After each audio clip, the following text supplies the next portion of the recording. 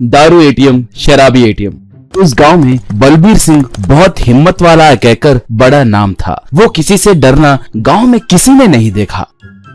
अगर किसी घर में चोर घुसे या कोई चिचोरा रास्ते से चल रहे लड़की को छेड़ा तो वो तुरंत उन्हें पकड़कर उन्हें खूब पीटकर उस गांव के पुलिस स्टेशन में सौंपने तक वो नहीं रुकता था। बलबीर सिंह के हिम्मत के बारे में बात करते हुए गांव में सब उसकी तारीफ करते नहीं थकते थे। उसके जितना हिम्मत वाला गली में एक रहे तो भी बस है, ऐसे बुरे विचार रखने वाले डरेंगे कहकर सोचते रहते थे।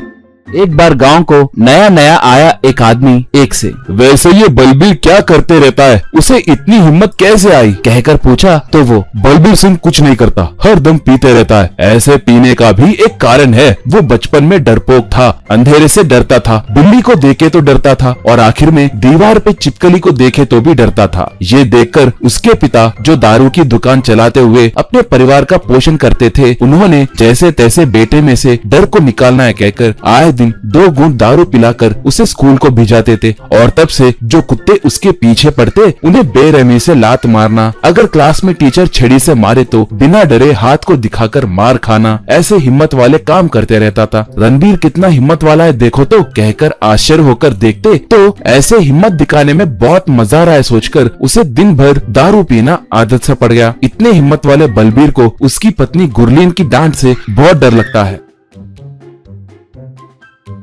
तुम बेवड़े हो, ये सच छुपाकर तुम्हारे घर वालों ने मुझसे तुम्हारी शादी की। कम से कम कोई काम तो करोगे सोचे तो वो भी नहीं है। मैं बहुत परेशान हो रही हूँ। मेरे मायके वाले महीने महीने थोड़े पैसे भिजा रहे हैं, उसके मदद से तुम्हें थोड़ा देके मैं कुछ खा पा रही हूँ, नहीं तो हमें रोड पे रहना पड़ता था। सब मेरे फूटे कर्म है जो तुम मुझे मिले कहकर डांटती थी।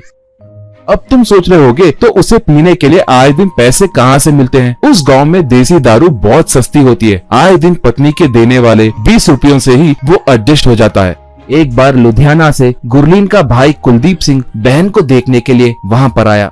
2 दिन रहने के बाद उसे वहाँ की पूरी बात समझ में आ गई। वो, जीजा जी 1 रुपया भी नहीं कमा रहे हैं, दीदी ऐसे कितने दिन रहोगी, उन्हें क्या काम आता है, किस विषय में उन्हें तजुर्बा है कहकर पूछा। वो तब, मिले तो हर ब्रांड के दारू जरूर पी लेता है बस कहकर गुस्से से बोली। अरे वाह, तो और क्या चाहिए जीजा जी, आप पीने में इतने माहिर हैं ना, ऐसे खाली क्यों बैठते हो, चलिए आपके साथ मैं दारू की दुकान शुरू करूँगा कहा गुरलीन तब। क्या वाइन शॉप, उसके लिए लाखों का निवेश चाहिए ना, पूछी कुलदीप सिंह तब। उतने नहीं, सिर्फ 10,000 रुपयों से जीजा जी से मैं दारू की दुकान खुलवाऊंगा, वो भी साधारण दुकान नहीं, शराब का एटीएम लगाऊंगा। आते वक्त मैंने रास्ते में एक पुराना टेलीफोन बूथ को देखा, उसकी मरम्मत करके अच्छे से रंग डालकर दारू के बोतल मंगवाऊंगा, उसके अंदर बैठकर जीजा जी रात के 10 बजे के बाद से सुबह तक दारू के बोतल साधारण दाम से 2-3 गुना ज्यादा बढ़ाकर बेचेंगे। गाँव में सारे दारू के दुकान 10 बजे के बाद बंद किए तो हम हमारे एटीएम को रात के 10 बजे से लेकर सुबह 4 बजे तक खुला रखेंगे कहा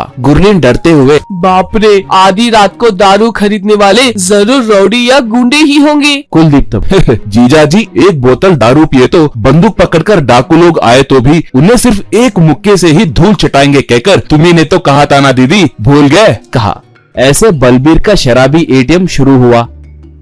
गांव में के दारू के दुकान बंद होने के बाद ग्राहक वहां पर आकर पैसे काउंटर में रखकर जो ब्रांड चाहिए उसका स्विच दबाते ही दरवाजा बंद करके अंदर बैठा बलबीर उस ब्रांड के शीशे को काउंटर के पास रखना, शराबी लोग उन्हें लेकर जाना, ये सब अच्छे से चलने लगा था।